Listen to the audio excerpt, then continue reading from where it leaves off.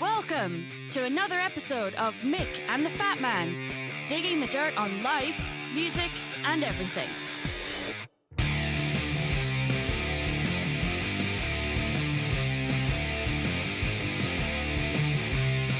And now here's the Fat Man.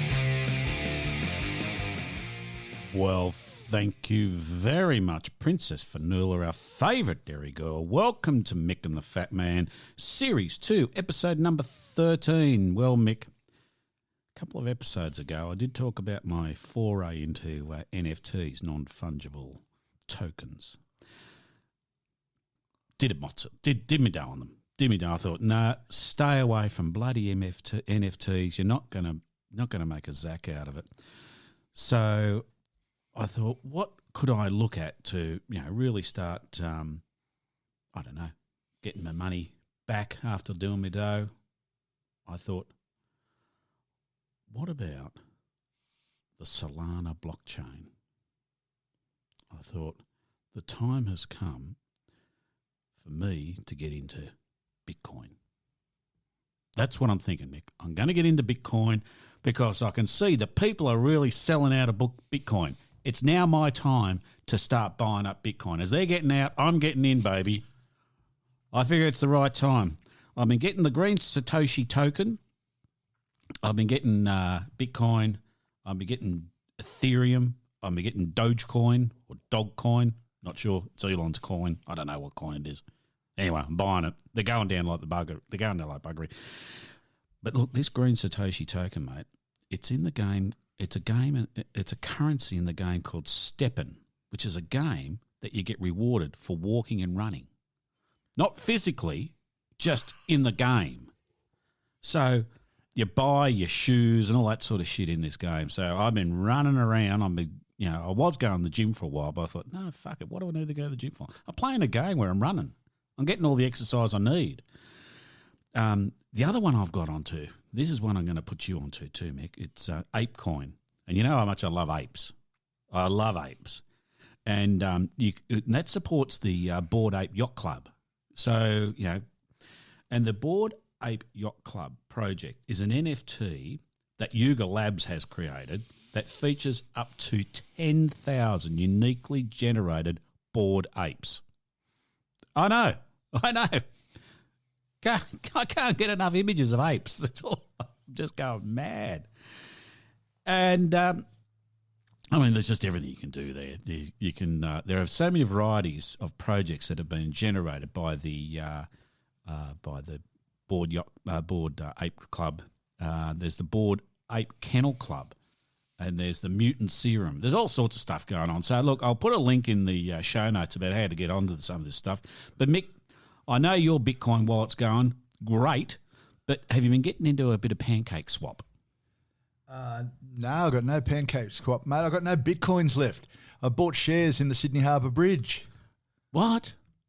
No, mate, you got to get onto the bloody Bitcoin. I used all my Bitcoin to buy shares in the Sydney Harbour Bridge. Nice I met this nice bloke in the middle of Sydney. Yep. And he said, "You're into Bitcoin? I've got some shares in a bridge you might want to buy." Hello. Don't tell me you're part owner of the Sydney Harbour Bridge. Apparently, yeah. Nice work. It's got a revenue stream and everything. That's brilliant. He was right. I mean, you were lucky to find him, weren't you? Oh, I was, yeah. I just want to get onto him to thank him because I just feel so good about these shares that I bought in the Sydney Harbour Bridge, and I've lost his phone number. What was his name? Do you remember his name? Terry. Terry. Anything? Just Terry. No, he just said no. Just call me Terry. You'll thank me later. Yeah. And you've got what, a deed of ownership or something like that? No, he said he'd send me that. Yeah, it'll come. Yeah. It's in the post, no doubt. Yeah. Because, I mean, if you're buying stuff with digital money, every now and again you do need a post delivered, need a letter from someone to tell you that you own stuff. Well, yeah, of course. Oh, that's great. That's fantastic. You're going to be getting the revenue stream out of the toll that they charge, aren't you? I would expect it. That's what Terry was saying. Yeah, that's where you're going to get your money. You're going to make a bloody motz, mate. Yeah. Massive amount of money. Yeah, I can't wait. I nonetheless, if you want to get back into Bitcoin, now's the time to do it. The price is going down really quick. Oh, jump on that. Get some, Dogecoin from Elon. because that's his one. He's been pushing that up and down like God knows. If Elon says that, it must be good. And I've been buying my artworks using Ethereum. So, the digital artworks, of course. So, did I tell you the stick I was telling you about? The digital image of the stick. The New York. Yeah, the New York stick. Stick, yeah. And you actually did get the stick as well as the image of the stick. I got it. But I can't get rid of it. No one wants to buy it off me. I thought That's terrible. I've got this stick and I'm thinking I'm going to make a lot of money out of this stick, but I haven't been able to flog it. Well, why would you want to? No, that's a good point. I'm just going to put it on the mantelpiece and look at it. I think you should. Once it gets here. Yeah. I've got the digital image, but I want the actual physical thing. It's on its way from New York. It'll be here in a couple of months, I think. Oh, that'd be good. Yeah. All right. You could use it as a screensaver. I think the thing is, though, what this proves, Mick, is that you and I are up with the latest tech. Absolutely. We know what's going on. We're kind of surfing the wave of new innovation in tech world. Yeah, I'm there. Yeah, fantastic. Albums before you die, mate. 1,001 of them. Edited. Big Bob Dimmery. I opened up the book at page 300, and even 300, and there's an absolute corker. Elton John, Goodbye Yellow Brick Road, 1973, produced by Gus Dudgeon, and I just got to see how many minutes it is. It's 76 minutes, and I'll just read the last paragraph here. Prog, ballads, straight out rock and roll, novelty songs, such diversity spread over 17 tracks makes for an inconsistent set. But the highs, particularly the stirring title track, are popcraft at its best. How do you rate Goodbye Yellow Brick Road, the album, mate? Mate, I reckon I can see what he's saying, and there is a mixed bag of songs on it. There's one or two that I don't even like, but overall I'd have to say that it's probably one of the best albums ever made, and it's certainly the best Elton John's ever made. Yeah, I think you're right. It is an amazing album. I'll just dwell ever so briefly on Elton. Elton has probably been the most prolific artist in the Australian charts. He has had 62 hits in the Australian charts, singles, that is, just singles. There's how many has been number one? Don't Go Breaking My Heart with Kiki D. Not my favourite, but it did get to number one. And that's oddly enough, that's the only number one single he has ever had in the Australian charts. Wow. I wouldn't have. Would you have thought that? No, I would have thought there'd been quite a few. Benny and the Jets, I would have thought might have got there. But didn't. Got number 4. Saturday Night's All Right for. Anyway. And then he's also had 33 albums in the top 100, of which Elton John. No, what have we got down here? Don't Shoot Me, I'm Only Piano Player as an album got to number 1. Yellow Brick Road got to number 1. Caribou got to number 1. Then he sneaks in a little Elton John's Greatest Hits got to number 1. Captain Fantastic and the Brown Dirt Cowboy got to number 1. What's this one here? Breaking Hearts got to number 1. I don't think I've ever listened to Breaking Hearts. You ever listen to Breaking Hearts? Don't think so. No, I don't. Anyway, so look, prolific in the charts, prolific tourer as well. I think he's still doing his world tour over the next God knows what. You know what he dubbed that tour? What was it? Farewell Yellow Brick Road. Oh, isn't that cute? That's nice. I'm disappointed having a quick look at that list that you're talking about. The Lion King's not on it. Oh yeah. I don't know why. It's various. He did it. He wrote the music. Yeah. Don't know. Yeah. No. Anyway, tell me more. It's not good enough. Tell me more about the album, buddy. Yeah, look, when we were young, we listened to the album and we thought, oh yeah, it's good, great album, lots of great songs, some dud songs. But the more I've lived with this album, and the more that I've looked at it and listened to the songs and the playing and the lyrics, I know you're a big fan of lyrics, but the more that we've looked at that, I can see that it's just a fantastic album. The style is rock, pop rock, glam, all sorts of things. Mm.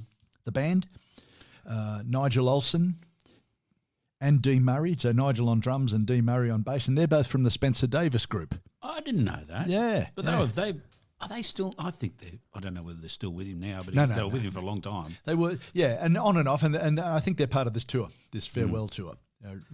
Yeah. All things come around in a circle. It's like the circle of life. Mm. And Davey Johnson. Yep. Now, Davey Johnson has been with Elton for 50 years. He knew Gus Dudgeon, who's the producer of this album, Oh, okay. who called him in to work on Madman Across the Water, Right. and the rest is history. So He's still with him 50 years. 50 years later. Jesus Christ. Yeah, he couldn't get a job anywhere else. No, poor bugger. Yeah. Well, yeah, look, we're going to talk about some of the songs and Johnson's contribution. He's not there just as someone to play rhythm. He is actually a big contributor to Elton's quality, his repertoire, his stuff, and has can justifiably say that there but for him, Elton would have taken a different road. Yeah, that's interesting. Yeah, so. Glam rock, the performances that Elton was doing in the early 70s. Mm. Yeah, he dressed up as Marie Antoinette one time with the high wig and everything, and that would have been something to see. One of the regrets of my life, you live with things, but I never saw Elton when he was touring like this. When he was dressed up. When he was drag, yeah. All sorts of things. I remember reading a review of him when he first played in America, very first, and it was only same place where it's only a small venue, and the review was amazing because he was doing the whole leaping in the air whilst playing the piano type thing, and everybody just went, wow, what is this guy? And he came out of nowhere. I think he was wearing hot pants or something like that, and just playing amazing piano, singing fantastically, and just an all-round dynamite performer. Yeah. I think he's probably settled down a little bit now. I don't think just a wee bit. Yeah, just has to sit down a little bit longer. But that type of performance, that really changed the perception of Elton John. When he first started, I mean, you've seen him without his makeup and just sort of wandering around, even with his hair transplant and so on. That's right. He's just an average sort of bloke. He was down the street the other day, actually. Well, he would be, yeah. I mean, he often goes up to your suburb. Because I told you, we've got He's looking for the record shop. Yeah. And so he goes to the pub, has a couple of beers, goes down the record shop, has a chat to the boys there. And goes across to the bookstore. Well, absolutely, because they don't have a bookshop where he lives anymore. And then next door there's a little wine bar-y type thing. He stops in there and has just a little glass of Pinot Grigio. I don't know why, but yeah, I suppose he does. That's what he does. Yeah. So, he's all over it. So when I spoke to him the other day, I said, did you know how many singles you had in the Australian charts? He said, I thought it was about 20. I said, it's 62, buddy. Yeah. I said, oh, there you go. He toured. He went to he played a concert in Bathurst out west of Sydney. Is that right? Yeah, Bathurst. This is Good heavens. Not last year. Oh, it was in between one of the lockdowns somewhere along the line. Yeah, did a big tour, big concert in Bathurst outdoors. That would have been interesting. It would have been. It would have been. Yeah. I think you had to get the tickets about 2 years before, but probably, yeah. But nonetheless, there he was. He certainly had some fun with his career. Yeah. So all of that live stuff that he was doing, that really wild costumes and the sunglasses or the glasses that he wore, yeah. That's right. That changed his image because he's a fairly studious-looking individual. In his first couple of albums, he looked like little Reggie Dwight from Pinner. That's exactly how he looked. He didn't look anything. Yeah. So platform boots, ambiguous sexuality. Well, these days we know it's not ambiguous. It was fairly obvious. I know, but he got married. Remember when he got married? To Renata Blowell at the gazebo in Sydney. And Molly was there. Molly was there. Molly was devastated. Remember Molly talking about him getting married? It might have been on, was it on Countdown or was it on? Would have had to be Countdown. Or Saturday night thing, whatever it was. Oh, right, yeah. Hey, it's Saturday. Can't remember. He was nearly in tears. Let's not go there. He was batting for the wrong team, he thought. Yeah. Why did he marry her? Do you have any idea? I don't know. I think it was one of those publicity things that went wrong. Now, his manager was still John Reid, who is as flamboyant as they come as well. Oh, okay. And so I really can't work out why they did it. It couldn't have hurt his image to be as flamboyant as he was, because that was his image. And so it's never really been adequately explained why he did it, and clearly it didn't last because it wasn't real in the first place. No. Maybe he thought that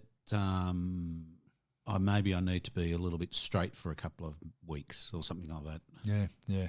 To give him, I don't know. Maybe he went to one of those Christian reprogramming things and thought, okay, that's what I'll do. I'll finish that course and get married. That's a genius thing. It is, yeah. Didn't work. Go to Hillsong, because they do that sort of stuff, I'm pretty sure. Hands in the air, then clapping. Yep. And away we go. Yeah, isn't that Scott over there? G'day, mate. Haven't seen you for 19 years. Put your hands in the air, buddy. Yeah. I'll drop my Yankee. Yes, exactly. This album, quite aside from that, which would look, then it was quite outrageous.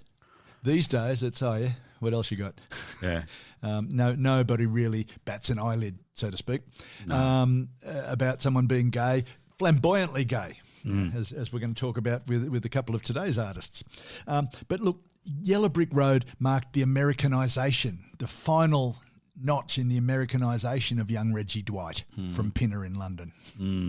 Yeah, we've talked before about how with that second wave of the British invasion, a lot of these bands didn't change, but emphasised the American component of whatever it is they were doing, put American lyrics in songs. Genesis did Lamb Lies Down on Broadway, which was chock-a-block full of American things.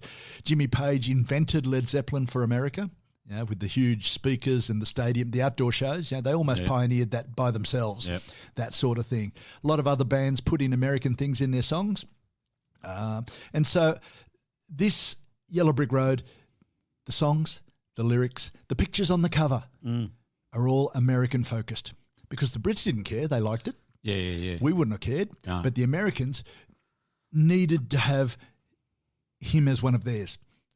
And we talked last week about Americans take stuff and change it to be American. That's right. Well, Reggie, Elton, got in front of that curve and he changed himself to be American. Interesting, isn't it? Yeah. American images and iconography everywhere. Iconography, Yeah, yes. you like that? Yeah, You can use I do. that. I will. Hollywood, one of America's most beloved movies. Beloved things is Hollywood. Hollywood, I'd say. And that's the title, the song, the cover, Marilyn Monroe. Yep. You can't think of anything more American. No. Yeah. Beautiful Woman, movies, Hollywood, Affair with the President. Yeah. Happy days. It's all there in one great package. It is. And some of the songs. They talked about Danny Bailey running moonshine in Kentucky. Yes. Yeah. I've seen that movie too. It constantly harks back to movies. Yeah. Obviously. That's what the title's about. Roy Rogers, American movie icon from the 40s and 50s. Yep. Your sister can't twist, but she can rock and roll. Both, that rock that America sees as theirs. They invented it, of course. Absolutely, but it's interesting. You've just reeled off 5 songs, all really heavily Americanized influence, and that's just a quick grab. That's really interesting. Yeah. So it's it really is. I wonder if him and what's the Bernie. Bernie actually Bernie Taupin, the lyric writer. They always talk about how Bernie writes lyrics and then Elton does the music. Yep. I wonder if they had any sort of inkling beforehand that that's what they were going to do in this album. I believe so. Yeah. I mean, they're getting lots of input from their record company, from the management. If you want to be American, if you want to, and those other bands that I mentioned. That was very much the prevailing view in the English rock industry. Yeah, because they'd get over there and they'd be horrified at having penthouse apartments that look out over cities and things like that, and they can get whatever they want, and they've got a phone in the room. Yes. Some of these musicians got over to England, got over to the US, and were astounded that there's a bloody phone in the room. Is that right? Yeah. We are talking backwards to the city. Right. Okay. And you think about how he looks. He looks more. The cover is a lot glam. It's glammy looking, isn't it? As you were saying. Yeah, but Elton's not. Yeah, they didn't play up the flamboyant. No, but he's came live. He's got the shiny shirt on, the high shoes, stuff like that. Yeah, but he's much of that could be seen as memorabilia, movie souvenirs. You know what that shirt reminds me of though? The front Baseball or bowling. I was thinking of as well. Yeah, exactly right. Yeah. Americanization. Yeah, absolutely. And Yellow Brick Road obviously is a massive American movie, and he's going down the Yellow Brick Road. That's right, and you know, the Yellow Brick Road. Who dropped that house on my sister? It's interesting. The working title of the album was Vodka and Tonics or Silent Movies when they were doing it. That's what they were. That's interesting, isn't it? Now, like a lot of these things, you cannot possibly imagine that album having any other name but Goodbye Yellow Brick Road. That's right. Yeah. It's very interesting. And that song would have to be the one. If you asked 20 people out in the street, 19, if not 20 of them would cite this song and this album as Elton John. I think so. Yep. It was massive. It was. Lots of things about the album itself. Elton, for all of the perspectives that people have got of him, of being a party boy and flamboyant and drinking a lot. He had a drinking problem in part of his career after this. And a drug problem. Well, all of those things, they all go hand in hand with performing at this level. Yeah. He had a great work ethic. They'd get in there, they'd record the album, 3 and 4 songs in a day. Jeez. Yeah, Bernie would bring in sheets of lyrics, and Elton would see them in the studio. So they wrote the stuff in the studio. Elton would see it half an hour later. He'd come back with the song that goes with the lyrics. I'm just looking here on Wikipedia. How long did it take to record Dark Side of the Moon? Oh, a year. Yeah, they needed a calendar. Yeah. 2 weeks for Yellow Brick Road. Absolutely, yeah. Well, there you go, 17 days. That's record and mix, ready for pressing. It's extraordinary stuff. And Elton, he's obviously a genius, and I've read actually some views that suggest that Elton, at this stage of his career with Bernie Taupin as songwriters, were ahead of Lennon and McCartney, Burt Bacharach, other people, you know, who are considered to be, you know, Jagger and Richards. Yes, indeed. So at this stage, this is only 4 years into the career, right? Yep. And they're turning out this sort of stuff, plus the stuff that they'd already done. Yeah, you got to say, well, they're as good as, if not better, than anybody else at that stage of their career. Yeah. Yeah, we're not going to have that discussion about who's better today because I don't think it's much of a valid discussion. But they're great. But you think about it, his first album came out in 1971. This is 1973. This is only a couple of years after. It's a joke, isn't it? Yeah. And he's churned out, you know, one of the classic albums of all time. Yeah, yeah. So over 4 years, they did 8 albums. That's insane. Yeah, and Pink Floyd scarcely even turned the mics on. That's right. They just turned up to the studio. And I'm not knocking Pink Floyd. I'm just but their time to make an album has become a milestone in rock and roll humour. Yeah, that's amazing, isn't it? Yeah. And Elton didn't just do it by himself. He actually asked his musicians, the ones he trusted, and the ones he trusted kept working with him. Davy Johnson, I'm talking to you. He would actually ask them, "What do you think about this? What should we do here? What have you got that we can put into here?" That sort of thing. So, Candle in the Wind, they'd actually recorded and finished Candle in the Wind. Elton listened to it and said, "It's missing something. It needs something else." Davey, what do you reckon? So that 7 notes that characterised the entire album and became the 70s, that guitar line. Yeah. Yeah, what do you reckon? Can you do something here? Yeah, I can. Yeah. It is impressive, isn't it? It is indeed. It is amazing. Yeah. I mean, you think about the first that, and the other thing, that 3-song first side, because you got Funeral for a Friend and Love Lies Bleeding, which used to get played on the radio, 11 minutes of it. Yeah. And then you go straight into Candle in the Wind and you finish off with Benny and the Jets. That's a huge album side. I really would be hard pressed to think of a single side of an album that strong from anybody, even Bowie. And you know what my view of Bowie. Indeed, Yeah. indeed. That's a very powerful set of songs. It is, yeah. And I think it shows the writing capability of both of them, because the music is sensational. Yep. And the lyrics are as well. And while it's a grab bag of songs, like harmony is nothing like Benny and the Jets, there's a consistency all the way through all four sides of the album that really contributed to making it the album of the 70s. A bloody double album. Yeah. I mean, one of the songs that I always have loved is Grey Seal, which is, sort of stuck in there. It's there. It just stuck in there, but it's a sensational song. Yeah. It really is a sensational song. Jamaica Jerk Off was never one that did it for me much. I didn't care much about it. You know what that's about? That they were going to record the album in Kingston, Jamaica, and they started there, and it didn't. They'd go out and look at the sun, go to the beach, Jamaica Jerk Off. There you go. Yeah, there you go. But Grey Seals, you listen, the ensemble playing on Grey Seals, that sensational rhythm section, with Murray and Olsen, that's just fantastic. Johnson just playing that rhythm and lead alternately, and with the piano, just absolutely bloody fantastic. That's the thing that really got me, was the music. Is the musicality on that song is really, really strong. Yeah. Really strong. Yeah, absolutely. And then that fourth side, Your Sister Can't Twist But She Can Rock and Roll. Yeah. Saturday Night's All Right for Fighting. Roy Rogers, Social Disease, and to finish off with the fourth single or third single, off the album Harmony. That's another sort of really different side of music, isn't it? Yeah, it's different, but still continuity. It's still, you hear it and you say, okay, that belongs on Yellow Brick Road. Yeah. It's really.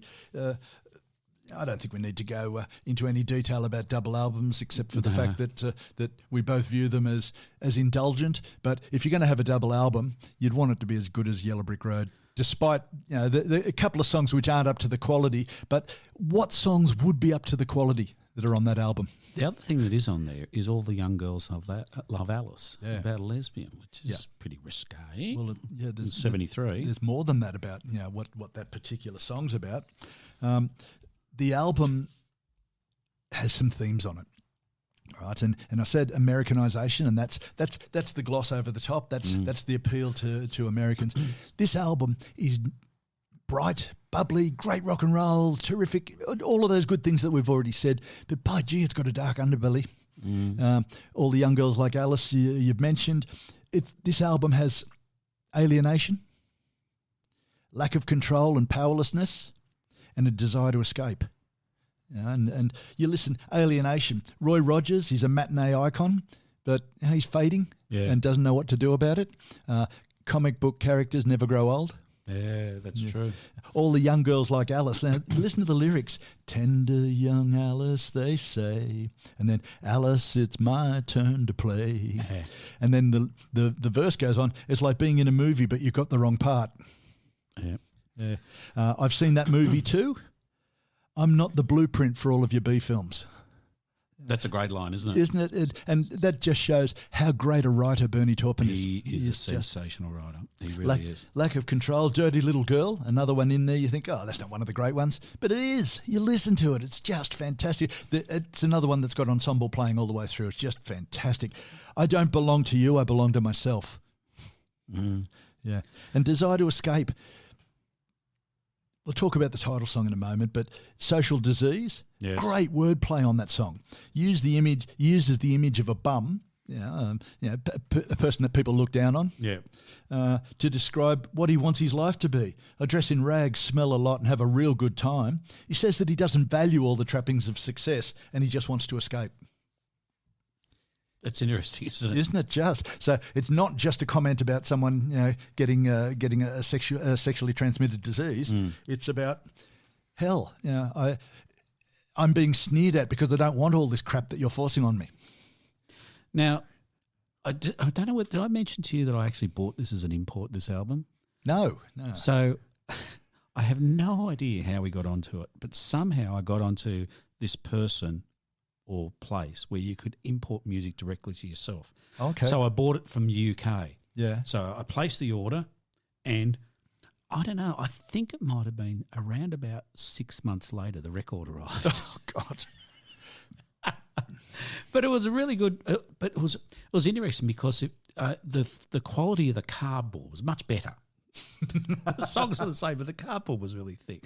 So yeah, I bought this album, and it was a bit cheaper than buying it here. You just had to wait 6 months for it to arrive. Yeah.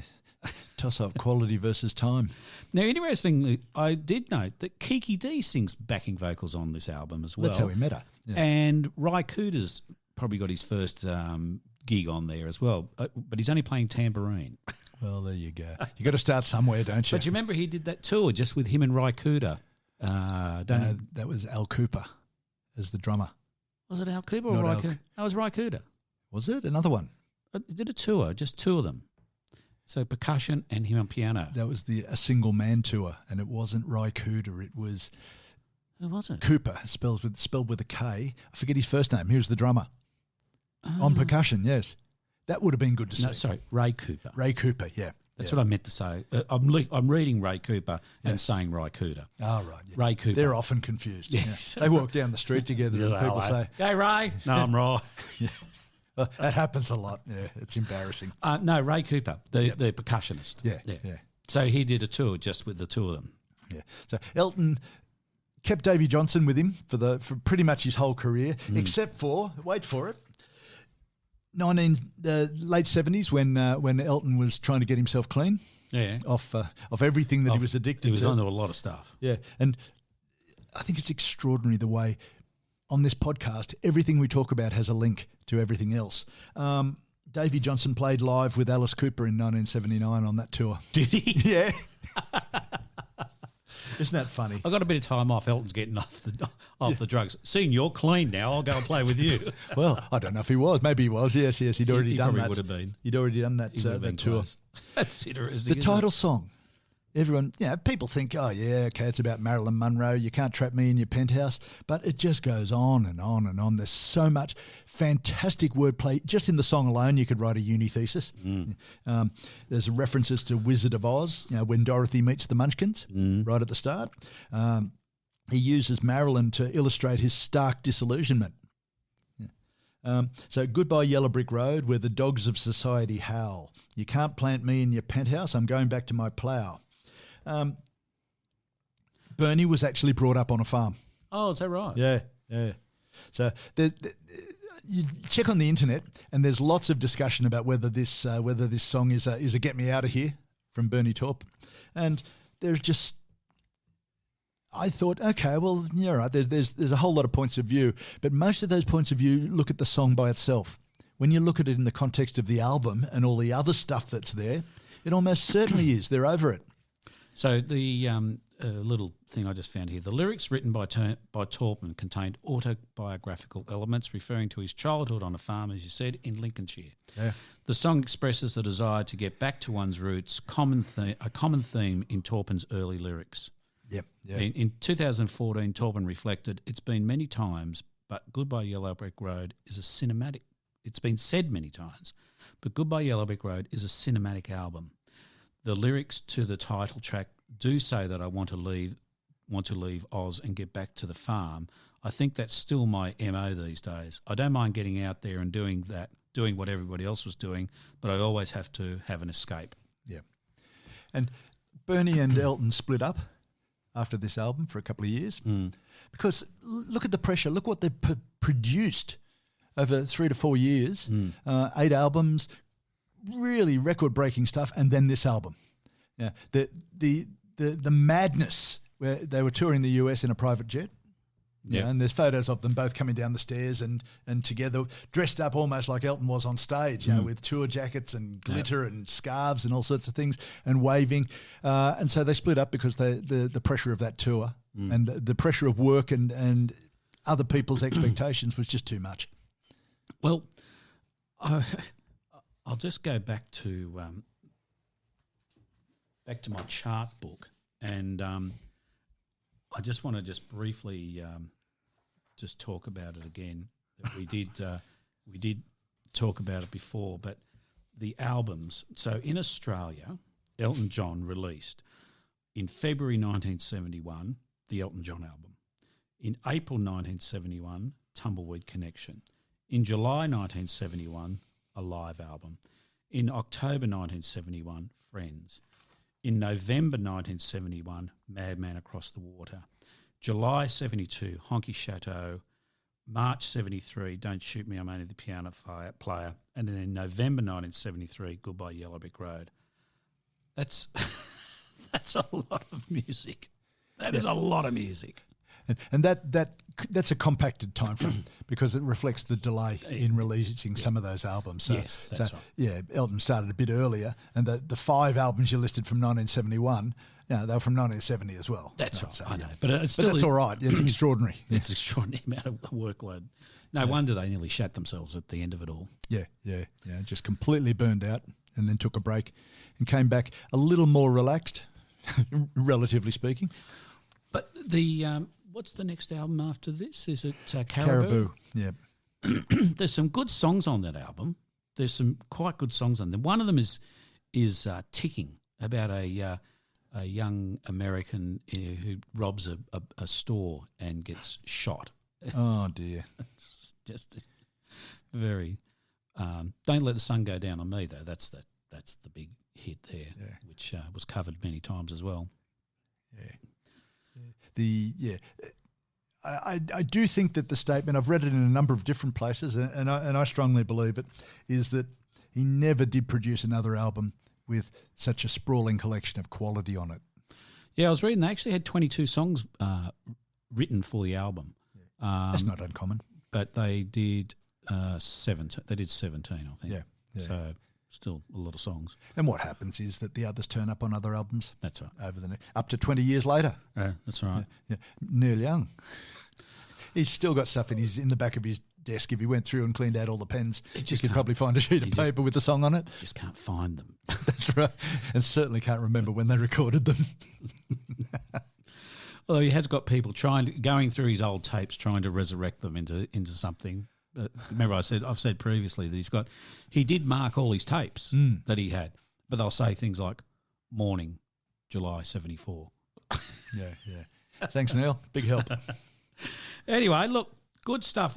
And he's still got one last tour happening at the moment. Still, I think he's been going around the world for a few years now. Yeah, that Yellow Brick Road keeps stretching out. I think COVID stuffed that up a little bit. It did.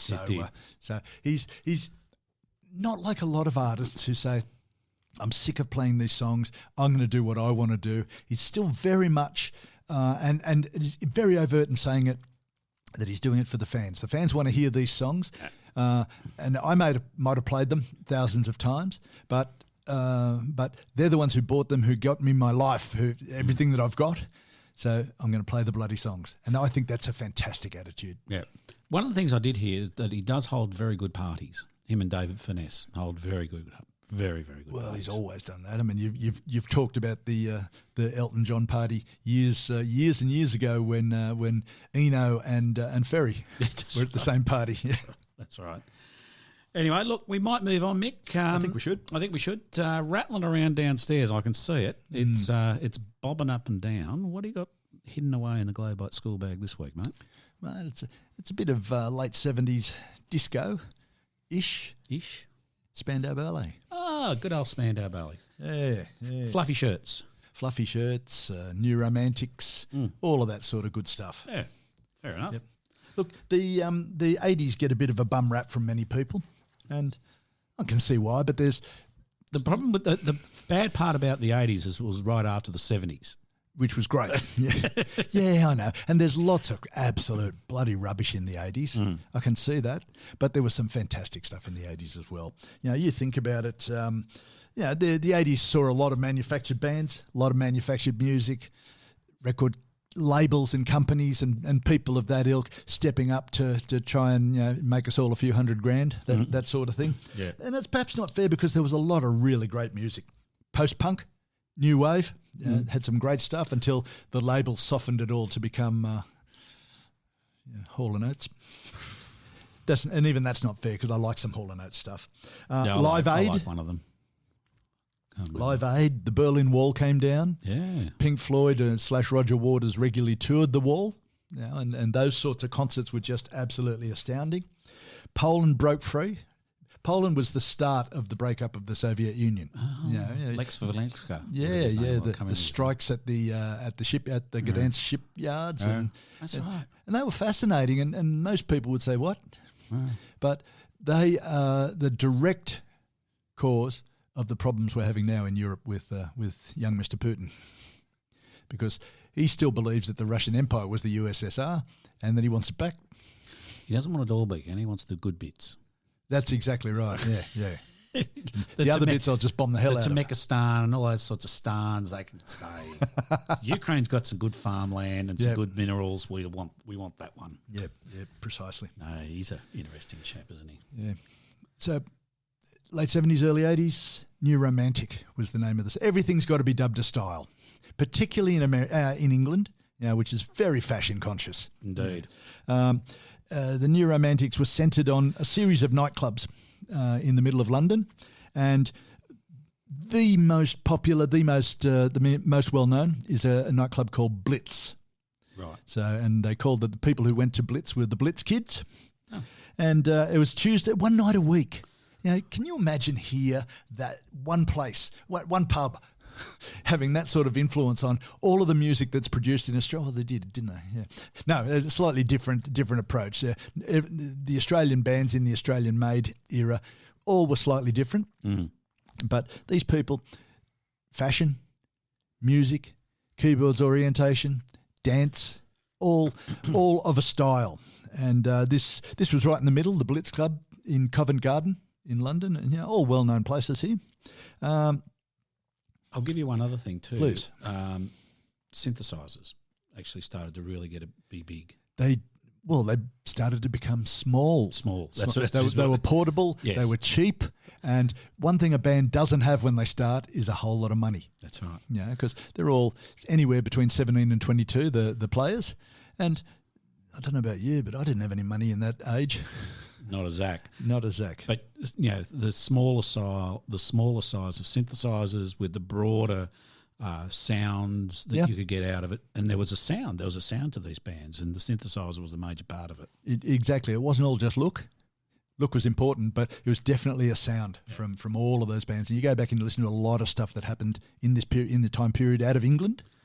Not a lot of guitar bands. It's not a lot, but guitars weren't discarded. No. But there's always a guitar. There's always a synth in there. That's somewhere. Right. Yeah, absolutely. And this is 10 years after Zeppelin started, so we've moved well on and well away from that sort of thing. Some of the names of these other nightclubs: the Bat Cave, the Camden Palace, and the Club for Heroes. Oh, interesting. Yeah. There was another Blitz was founded by a guy by the name of Stephen Strange, who had a single called "Fade to Grey." Oh yeah, I remember that. We fade to grey. We fade to grey. Yeah, I remember. Produced synthesized voices, a very strong keyboard background. Again, totally in keeping, as you say, with the sound that they had there. They really made use of the studio. Yeah, well, that's the other thing. That's the other piece of technology. Studio technology started to increase as well. Yeah, they didn't have to take tapes and cut them up. They could start doing all that digital stuff. Hold that there, hit that button, play this, now put them together, that sort of thing. And it didn't take days. That's right. The people who attended these clubs, very arty, fashionistas, soul boys, and you recall there's periodically been a soul revival in the UK, where soul bands played, and these were boys who were.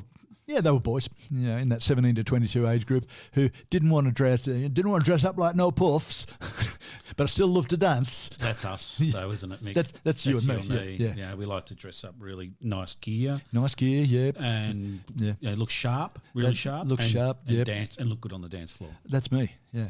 Always. Yeah. And I don't care if the rest of the crowd is gay. No, we didn't. That doesn't matter. We just want to dance. Yeah. So in this whole scene, there's quite a bit of androgyny. So even these soul boys, they're dancing in tight jeans, white t-shirts, and boots, but they all look the bloody same. And who you're with didn't really come into it, because the gays sort of crossed over into that dress sense as well as being the more fashionista, androgyny type style. When was Saturday Night Fever? Oh, I can't think. I'll have a look. You have a look. You do that. Very British phenomena. Look good, dance and have fun. Yep. Yeah. These bands, look, you know how we say everything's linked and there's a direct line from one thing to the other, and that's one thing that I think is important, and we've tried to reinforce as we do this podcast, is that everything is related to everything else and everything follows everything else. Yeah, it's all very much deja vu. Guys dressed up in high fashion and singing to keyboard songs, straight line out of punk. Absolutely, because what was punk? Guys dressing up in different sort of clothing, but it's a uniform though, wasn't it? A uniform and style. The music was the uniform, and the style, and the good ones rose to the top. Yeah, ABC, Visage, Duran Duran, a Flock of Seagulls. Remember how the Flock of Seagulls? Yes, they got derided here in Australia. A mob of hairdressers. But that's a great song. That one that they only had one hit. Yeah. Boy George, Culture Club. Culture Club. Yeah. He's gone on, hasn't he? Hasn't he? Yeah. Look, he's a judge on one of them. They're all the same, that show. Yeah. He's a judge on one of those, and he's still a bit flamboyant, to say the least. But yeah, wears a nice hat. He does. And Marilyn. Can you remember Marilyn? Oh. Young bloke, thin, long blonde hair. Called himself Marilyn because he had long blonde hair. Yeah. Most of these bands were either gay, or they were targeting the gay market because they're the people who want to get out and have fun on a Tuesday night or a Saturday night, dress up.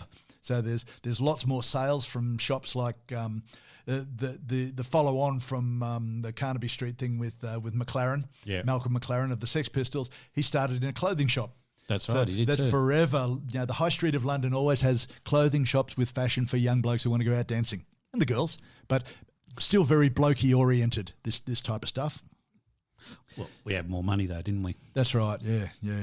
Oh, I didn't. I couldn't afford any of this. No. Stereotypes: handsome guys, well-groomed young men, well-dressed, dance music.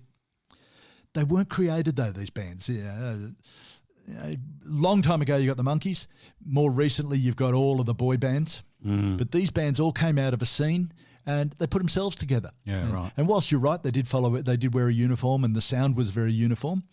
Happy days. They did it themselves, and they're listening to it. So you didn't have any Svengali over the top saying, "Come on, I need 3 good-looking guys and a guy with dark hair to be the leader." That sort of thing. So tell me about Spandau Ballet. Spandau. Well, Spandau. Historically, Spandau is an area of Berlin where Spandau Prison is. Now, and that's where they put Rudolf Hess. Now, for those of you who don't care a whit about history, Rudolf Hess was one of the highest leaders of the Nazi regime in Germany, who in 1941 stole a plane and flew to Scotland.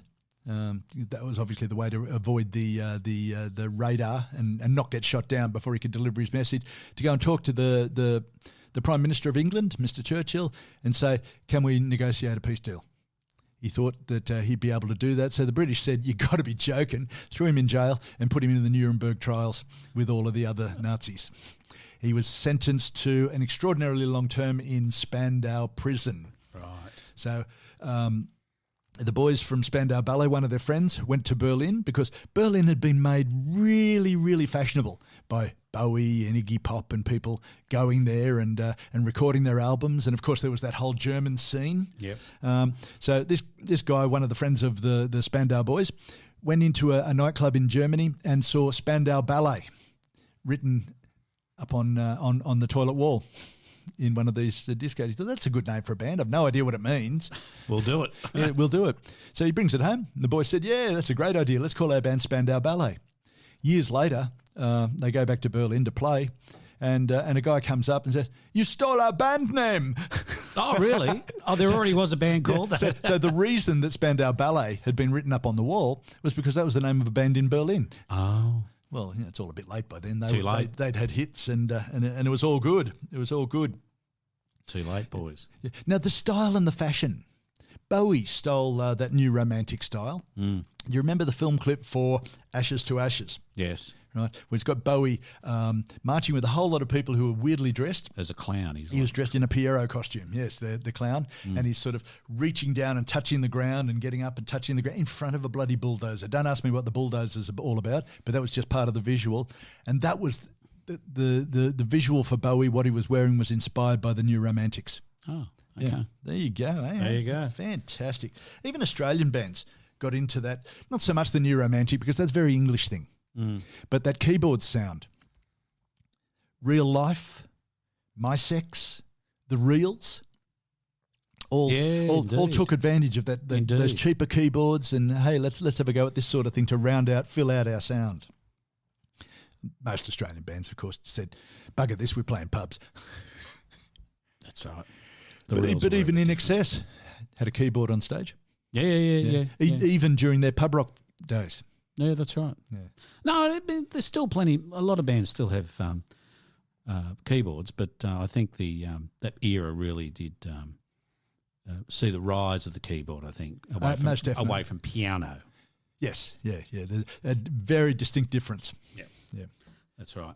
So Spandau Ballet. Who are they? Who are they indeed? It's 5 guys. I'll mention their names, and I don't think we need to go into that afterwards. The vocals were Tony Hadley, Steve Norman on sax, Gary Kemp on guitar, Martin Kemp, his brother, on bass, and John Keeble on drums. And Gary Kemp, Steve Norman, and Tony Hadley all played synthesizers.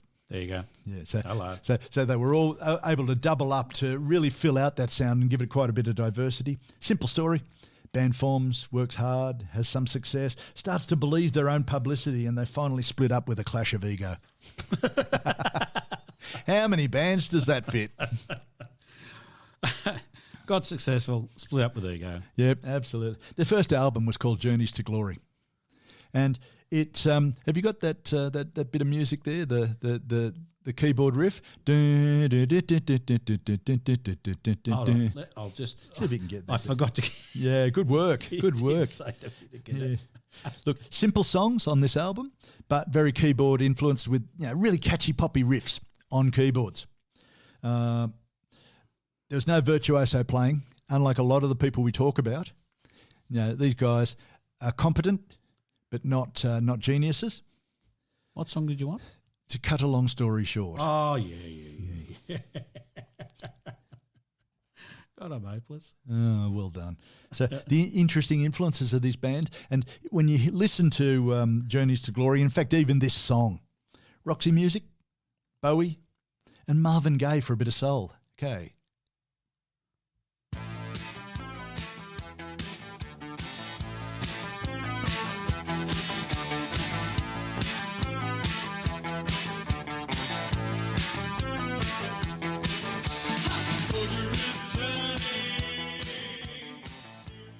Now, I can't remember. Were they using synthesizer drums as well back in the day? That's a drum machine. Yeah.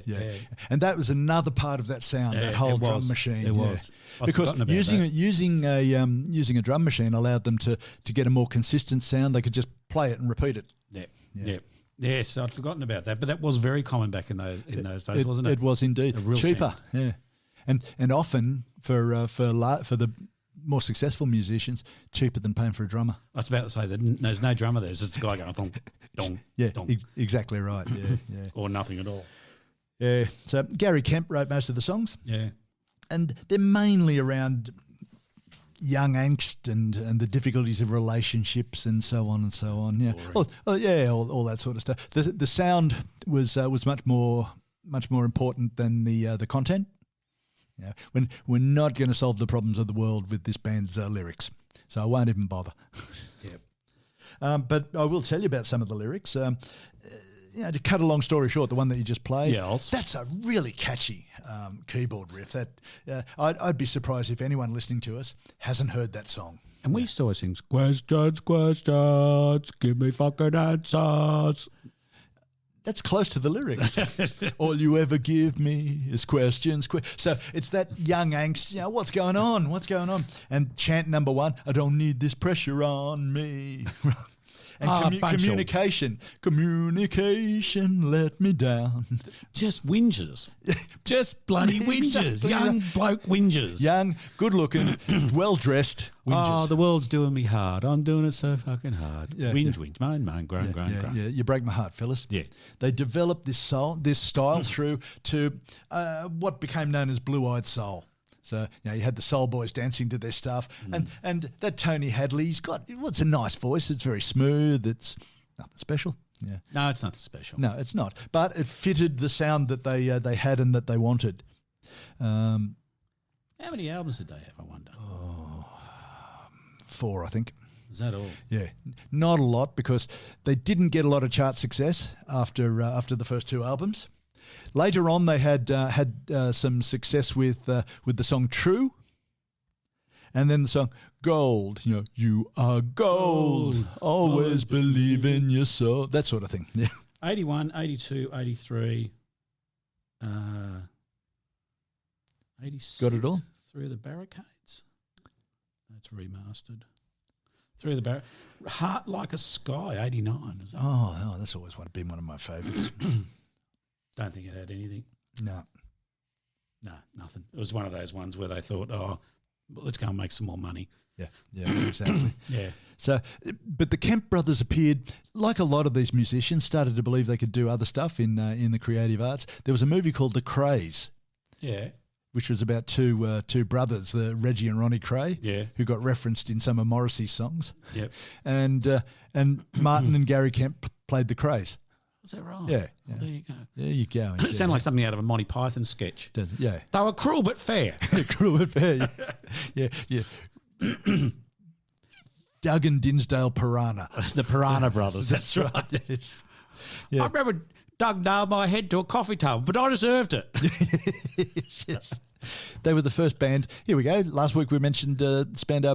Last week we mentioned Band-Aid. This week we'll mention Band-Aid again. This was the first band. Spandau Ballet were signed, were contacted by Geldof, Bob Geldof from the Boomtown Rats, Yes. to play at Band-Aid. So there you go. They were There you there. go. But then boys will be boys and ego will start to come into the game, and they all got sick of it and not having enough money to buy the latest Ferrari and all that sort of thing. They split up in 1990. Nasty. Because Gary Kemp wrote all the songs. Yep.